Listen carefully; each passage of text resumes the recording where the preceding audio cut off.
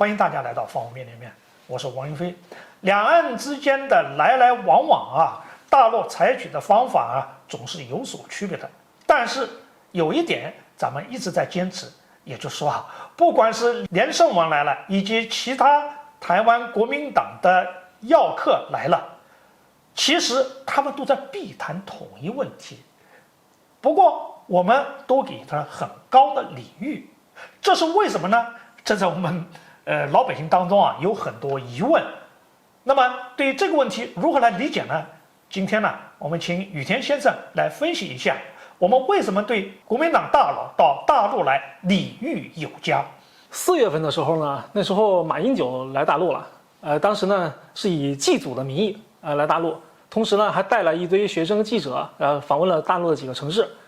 一路呢高喊台海和平，就是不提两岸统一。但是呢，我们大陆呢也是给他很高的待遇了，各方面就说这个基本上都是那个政协副主席的待遇了，然后这个马英九走了之后，然后最近几天呢，这个连战的儿子连胜文也来大陆祭祖了。这次连胜文来大陆呢，其实呢就是从2005年连战来大陆之后呢，每年都会安排他几个兄弟姐妹到这个西安的这个清凉寺去祭拜他的曾祖母。今年是连胜文过来。而且连胜文来之前呢，就说了，就是我们不会见任何的朋友，就是来专门祭祖的。但是呢，我们的这个国台办主任宋涛还是在西安跟连胜文见了面，双方呢也会谈了一段时间。这时候呢，就很多人会有疑问，就说这些人啊来大陆，通通都是以祭祖为借口，而且呢绝口不谈统一。那为什么我们还要给他们这么高的礼遇呢？给马英九那个待遇这么高，是吧？即便是连胜文。我们的国台办主任呢还亲自去跟他相见，连胜文还说我们本来不见朋友的，我们还自己主动找上去见。那么有什么目的呢？可以说首先就是尽管国民党现在看起来呢就是一团烂泥扶不上墙，但好歹人家还不是搞台独的呀，他是不统不独，是吧？那至少比那个民进党专门搞台独要强一点吧，就是2颗臭鸡蛋里面相对不臭的那个。而最重要的呢，就是明年台湾地区呢将进行他们的一个领导人大选。现在看呢，国民党还是有一定的可能，如果是民进党的这个赖清德当选的话呢，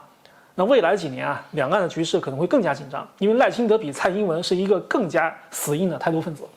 如果是国民党方面的一个人当了这台湾地区领导人呢，那好歹两岸关系会有所缓和。而现在呢，正是中美竞争的一个紧要关头。美国就是想千方百计的提前引爆台海局势，然后打断中国的这个发展的趋势。所以呢，我们也是要千方百计的把台海局势给稳定下来，给我们多争取一些发展的时间。所以美国以及西方国家老是说中国大陆准备用武力单方面改变台海现状，其实到目前为止，中国大陆是最愿意维护台海当前和平与安宁的现状，他们完全是自己愿意改变台海目前的现状，挑起台海两岸的战争。对啊，把台湾乌克兰化，这是美国这几年的一项的策略。第二个呢，就是我们之所以给连胜文这么高的待遇呢，还是看在他老爹的面子上。因为我们知道那个当年李登辉那个把两岸关系给搞得就基本上快到那个断绝关系的边缘了。这时候呢，连战搞了一个破冰之旅，然后到大陆来进行了一个和平访问。现在连战的儿子过来了，我们当然也要给他相应的礼遇。第三呢，就是连战本身他的这个台湾地区的这个影响力呢，还是相对比较大的。那虽然国民党现在是只能算是第2大党，但是连战呢，他是有很多人是还是挺服他的。但是在台湾地区的各级的这个什么议员啊、什么立委啊这些官员中啊，有不少人呢都是连战的人，号称叫连家班连家军。所以呢，利用他的这个影响力来抗衡民进党的这个台独趋势，也是我们可能要做的一件事情。然后就是明年呢，这个台湾地区领导人中呢，国民党地区的提名呢有2个人，一个呢是新北市的市长侯友宜，另外一个呢就是富士康的这个老总郭台铭。当然了，国民党外战外行、内战内行的这个老传统呢还是没有丢。比如说郭台铭跟马英九之间他们之间就有很大的矛盾。马英九呢就坚决不支持郭台铭。现在呢就是连战呢派他的儿子到大陆来呢，也不排除呢就是要为这个统一一方的这个势力呢摇旗呐喊。可以让国民党内部支持统一的，或者是同情统一的这一部分人呢，他们呢可以更加的团结一些。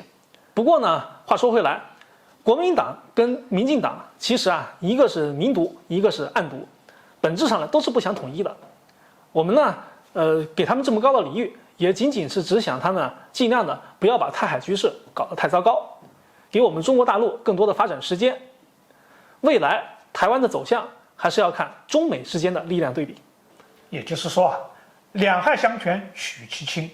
团结一切可以团结的力量，只要有利于中国未来的统一，谁来我们都是欢迎的。好，这个话题就聊到这儿，欢迎大家继续关注方便面，下期再见。